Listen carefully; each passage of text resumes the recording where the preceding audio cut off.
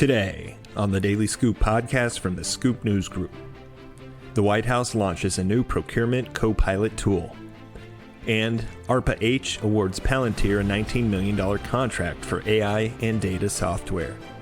It's Monday, June 24th, 2024. Welcome to the Daily Scoop podcast, where you'll hear the latest news and trends facing government leaders. I'm the host of the Daily Scoop podcast, Billy Mitchell. Here are today's top headlines.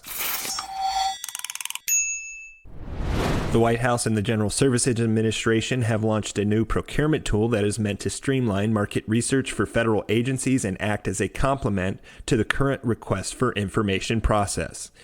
In an interview, Office of Federal Procurement Policy Senior Advisor Christine Harada told FedScoop that the new Procurement CoPilot tool, an online platform for federal use unveiled recently, uses publicly available government data from platforms such as SAM.gov and the GSA's Transactional Data Reporting Program, providing a web application that supports robust pricing and contract research for acquisition professionals and program managers.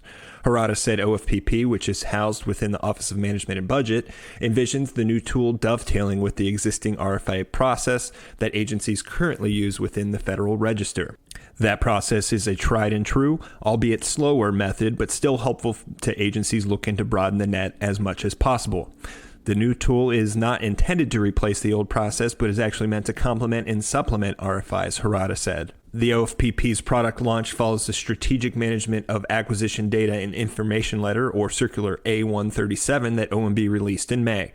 The circular called for the establishment of a centralized data management policy framework to encourage data sharing between agencies, a high-def environment for users to access data, and tools and resources for decision-making involving acquisition specifically.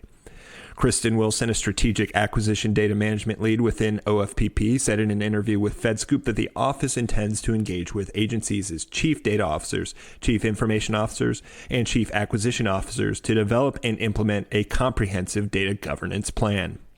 In other news, the Advanced Research Projects Agency for Health will use Palantir's AI and data software to support its data infrastructure and track the progress of its research programs under a $19 million contract announced last Thursday. Under the 2-year contract, ARPA-H will deploy Palantir's AI platform and Foundry software to rapidly collect, synthesize, analyze, and make decisions from a range of data sources, according to a release shared with FedScoop ahead of that announcement. Those tools will be used with a variety of agency operations, including with performance data related to ARPA-H's programs, to help the agency track progress and make decisions. Alistair Thompson, the acting director of data innovation at ARPA-H, told FedScoop that when it comes to internal operations, the agency's goal is to be very, very data-driven. That extends to the design of the agency's programs and how they're monitored.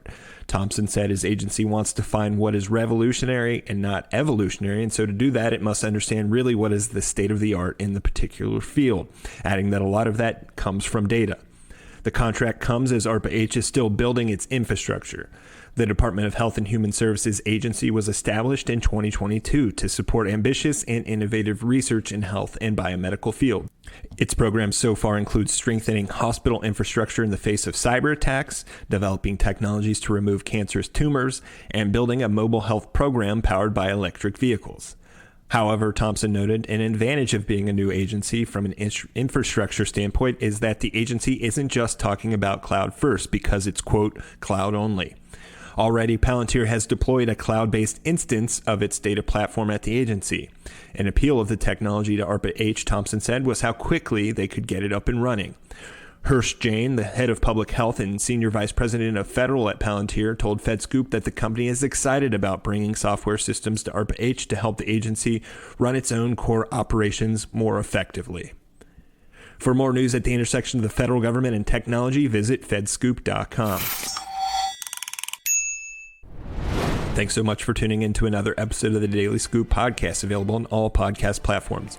If you've already rated the podcast on your platform of choice, thanks so much. High ratings and good reviews of the show help more people to find it. The Daily Scoop podcast is a production of the Scoop News Group in Washington, D.C. Adam Butler and Carlin Fisher help put the show together, and the entire Scoop News Group team contributes. We'll be back tomorrow with more top headlines. Until then, I'm your host, Billy Mitchell. Thanks so much for listening.